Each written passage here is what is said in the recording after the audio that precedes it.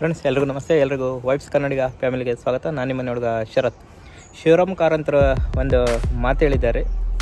ನದಿಗಳು ಹರಿತಾ ಇವೆ, ಬೆಟ್ಟ ಗುಡ್ಡಗಳು ನಿಂತಿದ್ದಾವೆ, ಮರಗಳು ಫಲ ಕೊಡ್ತೇವೆ, ಗಳೆಲ್ಲ ಒಂದು ಏನು ಸಾಧನೆ ಮಾಡ್ತೇವೆ. ಪ್ರಕೃತಿಯಲ್ಲಿ ಹುಟ್ಟೋ ಒಂದು ಸಣ್ಣ ಹುಳ ನೀನು, ಸೊ ನೀನೇನು ಸಾಧನೆ ಅಂತ ಒಂದು ಒದ್ದಾಡ್ತೀಯ ಅಂತ. ಸೊ ಫ್ರೆಂಡ್ಸ್, ಇವಾಗ ಈ ಒಂದು ಲೈನ್ ಯಾಕೆ ಕೇಳಿದೆ ಅಂತ ಹೇಳಿದರೆ, ನೋಡಿ, ನಾನು ಬ್ಯಾಕ್ಗ್ರೌಂಡಲ್ಲಿ ಒಂದು ಶಿವರಾಮ್ ಕಾರಂತರ ಒಂದು ಥೀಮ್ ಪಾರ್ಕ್ ಇದಿರೋದು ಕುಂದಾಪುರದ ಒಂದು ಕೋಟ, ಅಂದರೆ ಶಿವರಾಮ್ ಕಾರಂತರ ಒಂದು ಇರುವಂಥ ಒಂದು ಕೋಟದಲ್ಲಿ. ಸೊ ಅಮೃತೇಶ್ವರಿ ಒಂದು ಟೆಂಪಲಿಂದ ಸ್ವಲ್ಪ ಒಂದು ವಾಕೇಬಲ್ ಡಿಸ್ಟೆನ್ಸಲ್ಲಿ ನಿಮಗೆ ಇದು ಸಿಗ್ತದೆ. ಸೊ ಇಲ್ಲಿಗೆ ಬಂದಾಗ ಒಂದು ಬನ್ನಿ, ಹೈವೇಯಿಂದನೇ 500 ಮೀಟ್ರ್ ಒಳಗಡೆ ಹಬ್ಬ ಬಂದರೆ ಇರ್ಬೋದು. ಬನ್ನಿ ಒಂದು ಭೇಟಿ ಕೊಡುವ. ಸಪೋಸ್ ವಿಡಿಯೋ ಇಷ್ಟ ಲೈಕ್ ಮಾಡಿ, ಕಮೆಂಟ್ ಮಾಡಿ, ಹಾಗೂ ಚಾನಲನ್ನು ಸಬ್ಸ್ಕ್ರೈಬ್ ಮಾಡಿ. ಸೊ ಬನ್ನಿ ಒಂದು ಶುರು ಮಾಡುವ.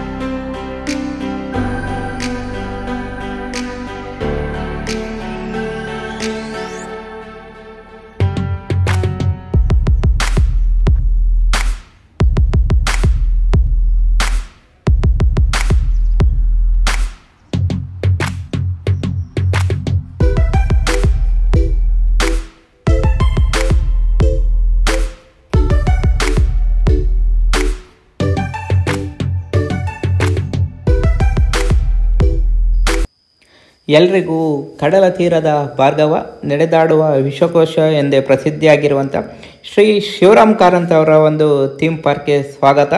ಬನ್ನಿ ಒಂದು ವಿಸಿಟ್ ಕೊಟ್ಟು ಬರುವ. ಇದು ಆಗಿರುವಂಥದ್ದು 2011ರಲ್ಲಿ. ಇದು ಇರುವಂಥದ್ದು ಕೂಡ ಕೋಟದಲ್ಲಿ. ನೀವು ಕೇಳ್ಬೋದು ಕೋಟದಲ್ಲಿ ಏನಾಗಿದೆ ಅಂತ. ಸೊ ಶಿವರಾಮ್ ಕಾರಂತರ ಒಂದು ಹುಟ್ಟೂರು ಕೋಟ, ಹಾಗಾಗಿ ಈ ಥೀಮ್ ಪಾರ್ಕ್ ಕೋಟದಲ್ಲಿದೆ ಅಂತಲೇ ಹೇಳ್ಬೋದು. ಎಂಟ್ರಿ ಕೊಟ್ಟ ಕೂಡಲೇ ನಿಮಗೆ ಲೆಫ್ಟ್ ಸೈಡಲ್ಲಿ ಒಂದು ಶಿವರಾಮ್ ಕಾರಂತರ ಒಂದು ಕೂತಿರುವಂಥ ಒಂದು ಸ್ಟ್ಯಾಚ್ಯು ನೋಡ್ಬೋದಾಗಿದೆ. ಇದನ್ನು ನೋಡಿದ ಕೂಡಲೇ ನಿಮಗಂತೂ ಫೀಲ್ ಆಗ್ತದೆ ಅಂತಲೇ ಹೇಳ್ಬೋದು. ಡೌಟೇ ಇಲ್ಲ, ನಿಮ್ಗೆ ಅವರೇ ಒಂದು ಕೂತಿರೋ ಥರ ಒಂದು ಕಣ್ಣಿಗೆ ಭಾಸ ಆಗ್ತದೆ ಅಂತಲೇ ಹೇಳ್ಬೋದು. ಫಸ್ಟ್ ಟೈಮ್ ವಿಸಿಟ್ ಕೊಟ್ಟವರಿಗಂತೂ ನಿಜವಾಗ್ಲೂ ಒಂದು ಅವರೇ ಕೂತಿದ್ದಾರೆ ಅಂತ ಒಂದು ಅನಿಸ್ತದೆ ಅಂತಲೇ ಹೇಳ್ಬೋದು. ಇನ್ನು ಇದರ ಪಕ್ಕದಲ್ಲೇ ಒಂದು ಕೆರೆ ಕೂಡ ಇದೆ. ಇಲ್ಲಿ ಮ್ಯೂಸಿಕಲ್ ಒಂದು ಕಾರಂಜಿ ಕೂಡ ಒಂದು ನೋಡ್ಬೋದು. ಹಾಗೆ ಒಂದು ಕಂಚಿನ ಪ್ರತಿಮೆಯನ್ನು ಕೂಡ ನೀವು ಇಲ್ಲಿ ನೋಡ್ಬೋದಾಗಿದೆ. ಇದು ಒಂದು ಆಗಿರುವಂಥದ್ದು 2011ರಲ್ಲಿ. ಸುಮಾರು ಒಂದು 2 ಕೋಟಿ 2 ಲಕ್ಷ ತನಕ ಇದಕ್ಕೊಂದು ಖರ್ಚಾಗಿದೆ ಅಂತಲೇ ಹೇಳ್ಬೋದು. ಇದರ ಅಪೋಸಿಟ್ ಒಂದು ಇಲ್ಲಿ ಧ್ವಜಾರೋಹಣ ಮಾಡಲಿಕ್ಕೆ ಒಂದು ಧ್ವಜಸ್ತಂಭ ಇದೆ. ಅದೇ ಥರ ಒಂದು ಕೂತ್ಕೊಳ್ಳಿ ಕೂಡ ಒಂದು ಜಾಗ ಇದೆ ಅಂತಲೇ ಹೇಳ್ಬೋದು. ಇನ್ನು ಮುಂದಕ್ಕೆ ಹೋದರೆ ನಿಮಗೆ ಇಲ್ಲಿ ಲೆಫ್ಟ್ ಸೈಡಲ್ಲಿ ಒಂದು ವಿಶ್ರಾಂತಿ ಪಡಲಿಕ್ಕೆ ಒಂದು ಪ್ಲೇಸ್ ಕೂಡ ಇದೆ. ಇದನ್ನು ಒಂದು ಥೀಮ್ ಪಾರ್ಕನ್ನು ಒಂದು ಎಂಟ್ರಿ ಕೊಡಲಿಕ್ಕೆ ಯಾವುದೇ ಒಂದು ಫೀಸ್ ಇಲ್ಲ. ನೀವು ಒಂದು ಎನಿ ಟೈಮ್ ಬರ್ಬೋದು. ಬೆಳಿಗ್ಗೆ 9ರಿಂದ ಒಂದು ಸಂಜೆ 6 ಗಂಟೆ ತನಕ ಇರ್ತದೆ ಅಂತಲೇ ಹೇಳ್ಬೋದು. ಇನ್ನು ಮುಂದಕ್ಕೆ ಹೋದರೆ ಇಲ್ಲಿ ಒಂದು ನೀವು ಬುಕ್ ಥರ ಒಂದು ಕವರ್ ಪೇಜ್ ಮಾಡಿದ್ದಾರೆ ನೋಡಿ. ಸೊ ಅದೊಂದು ನಿಮ್ಮನ್ನೇ ಒಂದು ಕರೀತದೆ ಅಂತಲೇ ಹೇಳ್ಬೋದು. ನೀವು ಆ್ಯಕ್ಚುಲಿ ಹೋಗ್ಬೇಕಂತ ಇಲ್ಲ, ಆ ಬುಕ್ಕೇ ನಿಮ್ಗೆ ಒಂದು ಕರೆಸ್ಕೊಳ್ತದೆ ಅಂತಲೇ ಹೇಳ್ಬೋದು. ಮೂಕಜ್ಜಿಯ ಕನಸುಗಳು ಅನ್ನೋ ಬುಕ್ಕಿನ ಒಂದು ಕವರ್ ಪೇಜ್.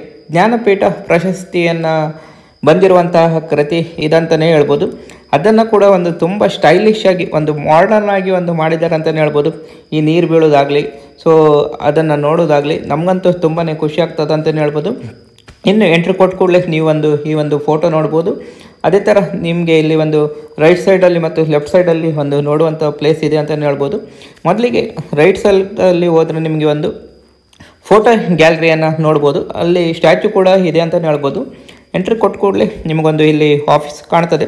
ಸೊ ಇಲ್ಲಿ ಒಂದು ಸಿಬ್ಬಂದಿಗಳು ಕೂತ್ಕೊಳ್ಳುವಂಥ ಜಾಗ ಅಂತಲೇ ಹೇಳ್ಬೋದು.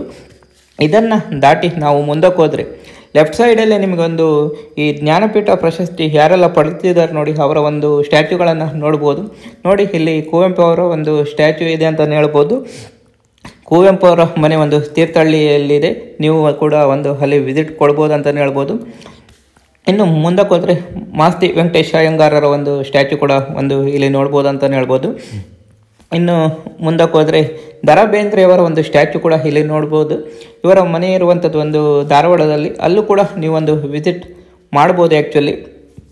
ಇನ್ನು ಮುಂದಕ್ಕೆ ಹೋದರೆ ಇಲ್ಲಿ ಶಿವರಾಮ್ ಕಾರಂತರ ಒಂದು ನೈಜವಾದ ಒಂದು ಫೋಟೋಗಳನ್ನು ಕೂಡ ಒಂದು ನೋಡ್ಬೋದಾಗಿದೆ. ಹಾಗೆ ವಿಕ್ರ ಗೋಕಾಕ್ ಅವರ ಒಂದು ಸ್ಟ್ಯಾಚ್ಯೂ ಕೂಡ ಒಂದು ನೋಡ್ಬೋದು ಅಂತ ಹೇಳ್ಬೋದು. ಈ ಸ್ಟ್ಯಾಚ್ಯೂಗಳನ್ನೆಲ್ಲ ನೋಡ್ತಿದ್ರೆ ಅವರೇ ಒಂದು ಇರೋ ಥರ ಒಂದು ಕಣ್ಣಿಗೆ ಬಾತ್ ಆಗೋದ್ರಲ್ಲಿ ಒಂದು ಡೌಟೇ ಇಲ್ಲ ಅಂತಲೇ ಹೇಳ್ಬೋದು. ಇನ್ನು ಮುಂದಕ್ಕೆ ಹೋದರೆ ಶಿವರಾಮ್ ಕಾರಂತರ ಒಂದು ಸ್ಟ್ಯಾಚ್ಯೂನ್ನು ಕೂಡ ಇಲ್ಲಿ ಒಂದು ನೋಡ್ಬೋದು ಅಂತಲೇ ಹೇಳ್ಬೋದು. ಇದನ್ನು ಒಂದು ದಾಟಿ ಮುಂದಕ್ಕೆ ಹೋದರೆ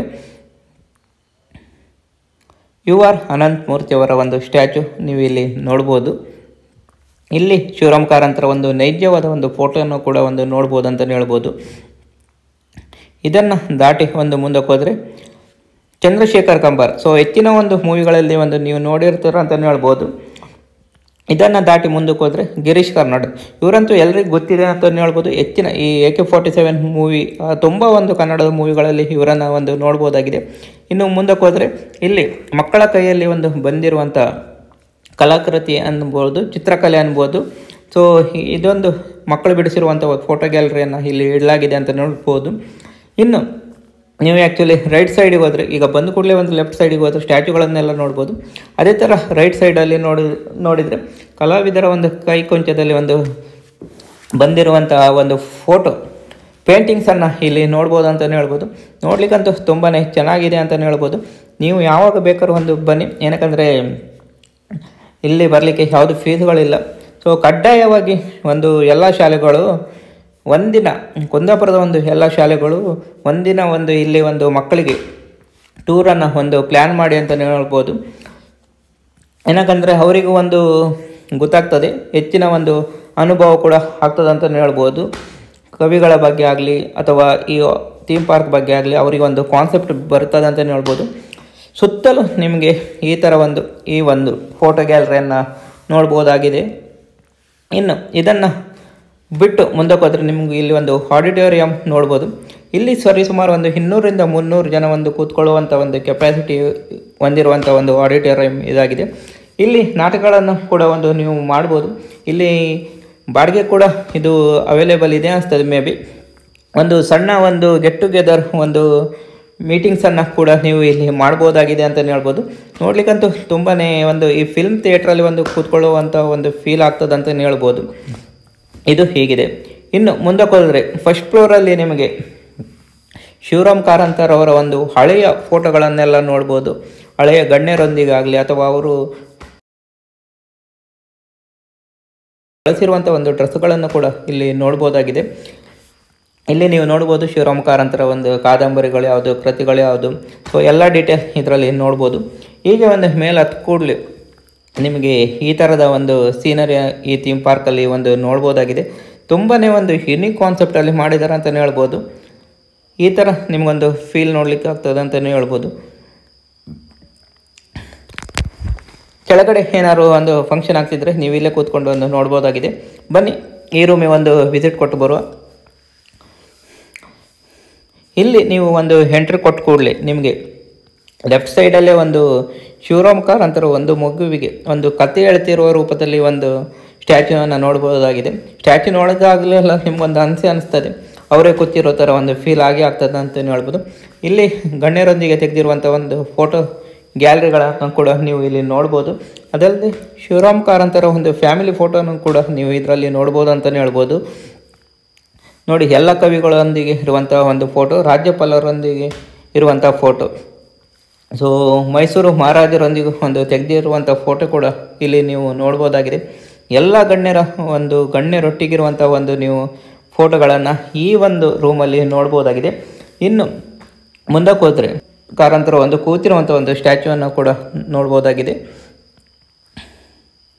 ಇಲ್ಲಿ ನೋಡಿ ಸೈಡಲ್ಲಿ ಶಿವರಾಮ್ ಕಾರಂತರ ಒಂದು ಬಳಸಿರುವಂಥ ಒಂದು ಬಟ್ಟೆಗಳನ್ನು ಕೂಡ ಒಂದು ಇಡಲಾಗಿದೆ.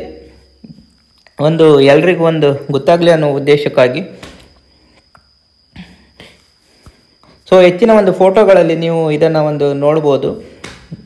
ಇನ್ನು ಮುಂದಕ್ಕೆ ಹೋದರೆ ಗಣ್ಯರೊಂದಿಗೆ ತೆಗೆದಿರುವಂಥ ಫೋಟೋಗಳನ್ನು ಈ ಒಂದು ರೂಮ್ ಫುಲ್ಲಲ್ಲಿ ಇದೆ ಅಂತಲೇ ಹೇಳ್ಬೋದು. ಸೊ ಹಿಂದಿನ ಕಾಲದಲ್ಲಿ ಒಂದು ಸ್ಟೋರ್ ಮಾಡಿ ಇಟ್ಟಿರೋದೇ ಒಂದು ದೊಡ್ಡದಂತಲೇ ಹೇಳ್ಬೋದು. ಇವಾಗ ಅಂದರೆ ಮೊದಲೆಲ್ಲ ಒಂದು VCR ಅಥವಾ ಆ ಫೋಟೋಗಳ ಒಂದು ಕಾಲದಲ್ಲಿ ಅದನ್ನು ಒಂದು ತೆಗೆದಿಟ್ಟಿರೋದೇ ಒಂದು ದೊಡ್ಡದಂತಲೇ ಹೇಳ್ಬೋದು. ಹಾಗಾಗಿ ಇದೆಲ್ಲ ಒಂದು ಯುನಿಕ್ಕಾಗಿ ನಮಗೆ ಕಾಣ್ತದೆ ಅಂತಲೇ ಹೇಳ್ಬೋದು. ಇನ್ನು ಮುಂದಕ್ಕೆ ಹೋದರೆ ನಿಮಗೆ ಲೈಬ್ರರಿಯನ್ನು ಕೂಡ ಒಂದು ನೋಡ್ಬೋದು. ಬನ್ನಿ ಒಂದು ವಿಸಿಟ್ ಕೊಡುವ ಲೈಬ್ರರಿಗೆ. ಸೇಮ್ ಈ ರೂಮ್ನ ಒಂದು ಆಪೋಸಿಟಲ್ಲಿ ನಿಮಗೆ ಒಂದು ರೈಟ್ ಸೈಡಲ್ಲಿ ಒಂದು ಲೈಬ್ರರಿ ಇದೆ. ಲೈಬ್ರರಿ ಹೋಗೋದಕ್ಕಿಂತ ಮುಂಚೆ ನೀವು ಇಲ್ಲಿ ಸುತ್ತಲೂ ಒಂದು ಪ್ಲೇಸ್ ಹೇಗಿದೆ ಅಂತ ನೋಡ್ಬೋದು. ನೋಡಿ, ಈ ಥರ ನಿಮಗೆ ಕಾಣ್ತದೆ. ಅಲ್ಲಿ ನಿಮಗೆ ಕೂತ್ಕೊಂಡು ಓದುವಂಥ ಒಂದು ಫೆಸಿಲಿಟಿ ಕೂಡ ಇದೆ. ಮೇಲ್ಗಡೆಯಿಂದನೇ ನೀವು ಒಂದು ಎಲ್ಲ ಫಂಕ್ಷನ್ ಆಗುವುದನ್ನು, ಒಂದು ಕೆಳಗಡೆ ಆಗ್ತಿರುವಂಥ ಎಲ್ಲ ಫಂಕ್ಷನ್ಗಳನ್ನು ನೋಡ್ಬೋದಾಗಿದೆ. ತುಂಬಾ ಒಂದು ಯುನಿಕ್ ಆಗಿದೆ ಅಂತಲೇ ಹೇಳ್ಬೋದು ಈ ಒಂದು ಪ್ಲೇಸ್. ಅಲ್ಲಲ್ಲಿ ಸ್ಟ್ಯಾಚ್ಯೂಗಳಿದೆ, ನೀವು ಒಂದು ಫೋಟೋ ತೆಕ್ಕೊಳ್ಬೋದು. ಅದರ ಪಕ್ಕದಲ್ಲಿ ಒಂದು ನಿಂತ್ಕೊಂಡು ಫೋಟೋಸನ್ನೆಲ್ಲ ಬೇಕಿದ್ರೆ ಒಂದು ತೆಕ್ಕೊಳ್ಬೋದು. ಬನ್ನಿ ಲೈಬ್ರರಿಗೆ ವಿಸಿಟ್ ಕೊಡುವ. ಲೈಬ್ರರಿಗೆಲ್ಲ ವಿಸಿಟ್ ಕೊಟ್ಟು ಕೂಡಲೇ ನಮ್ಗೆ ಅನಿಸೋದು ಒಂದೇ, ನಮ್ಮ ಕಾಲೇಜ್ ಲೈಬ್ರರಿಗೆ ಹೋಗಿರುವಂಥ ಒಂದು ನೆನಪಾಗ್ತದೆ ಅಂತಲೇ ಹೇಳ್ಬೋದು. ಅದು ಕೂಡ ಎಕ್ಸಾಮ್ ಟೈಮಲ್ಲಿ ಹೋಗ್ತಿರುವಂಥ ಒಂದು ನೆನಪಾಗ್ಬೋದು. ಎಕ್ಸಾಮ್ ಟೈಮಲ್ಲಿ ಬುಕ್ಸ್ ಬೇಕಾಗ್ತದಲ್ಲ, ಆವಾಗ ಮಾತ್ರ ಒಂದು ಹೋಗುವಂಥ ಒಂದು ಅನುಭವ ನಮ್ಮೊಂದು ಕಣ್ಣಿಗೆ ಬರ್ತದೆ ಅಂತಲೇ ಹೇಳ್ಬೋದು. ನಡೆದಾಡುವ ವಿಶ್ವಕೋಶ ಅಂತ ಇದಕ್ಕೆ ಹೇಳ್ತಾರೆ ಅಂತಲೇ ಹೇಳ್ಬೋದು. ಇಲ್ಲಿ ನೋಡ್ಬೋದು ಎಲ್ಲ ಕವಿಗಳು ಒಂದು ಬರೆದಿರುವಂಥ ಒಂದು ಪುಸ್ತಕಗಳನ್ನು ಒಂದು ನೋಡ್ಬೋದು. ಇತ್ತೀಚಿನ ಕಾಲದಲ್ಲಿ ಇಷ್ಟೊಂದು ಬುಕ್ಗಳು ಒಂದು ಒಟ್ಟಿಗೆ ನೋಡ್ಲಿಕ್ಕೆ ಸಿಗೋದೇ ಕಷ್ಟ. ಏನಕ್ಕಂದರೆ ಇವಾಗೆಲ್ಲ ಈ ಸೋಷಿಯಲ್ ಮೀಡಿಯಾ ಕಾಲದಲ್ಲಿ ಬುಕ್ಕೆಲ್ಲ ಓದೋರು ಕಡಿಮೆ ಆಗಿದೆ. ಆದರೂ ಸಮಯ ಒಂದು ಮಾಡಿಕೊಂಡು ಬುಕ್ಸ್ ಎಲ್ಲ ಓದಿ ಅದರಿಂದ ನಿಮ್ಮ ಒಂದು ಜ್ಞಾನ ಜಾಸ್ತಿ ಆಗ್ತದೆ ಅಂತಲೇ ಹೇಳ್ಬೋದು. ಇಲ್ಲಿ ಕಂಪ್ಯೂಟರ್ಗಳನ್ನು ಒಂದು ಕೂಡ ನೋಡ್ಬೋದು. ಈ ಮಕ್ಕಳೆಲ್ಲ ಟೂರಿಗೆಲ್ಲ ಬಂದಾಗ ಅವ್ರಿಗೆ ಕೂಡ ಒಂದು ಈ ಕಾನ್ಸೆಪ್ಟ್ ಗೊತ್ತಾಗಲಿ, CPU ಯಾವುದು, ಮಾನಿಟ್ರ್ ಯಾವುದು, ಸೊ ಅದರ ಒಂದು ಅನುಭವ ಆಗಲಿ ಅನ್ನೋ ಉದ್ದೇಶಕ್ಕಾಗಿ ಇಲ್ಲಿ ಒಂದು ಕಂಪ್ಯೂಟರ್ಗಳನ್ನೆಲ್ಲ ಇಟ್ಟಿದ್ದಾರೆ ಅಂತಲೇ ಹೇಳ್ಬೋದು. ಅದೇ ಥರ ಗೋಡೆ ಮೇಲೆ ಒಂದು ಹಳೆಯ ಒಂದು ಫೋಟೋಸ್ಗಳನ್ನು ಕೂಡ ಒಂದು ನೀವು ನೋಡ್ಬೋದು.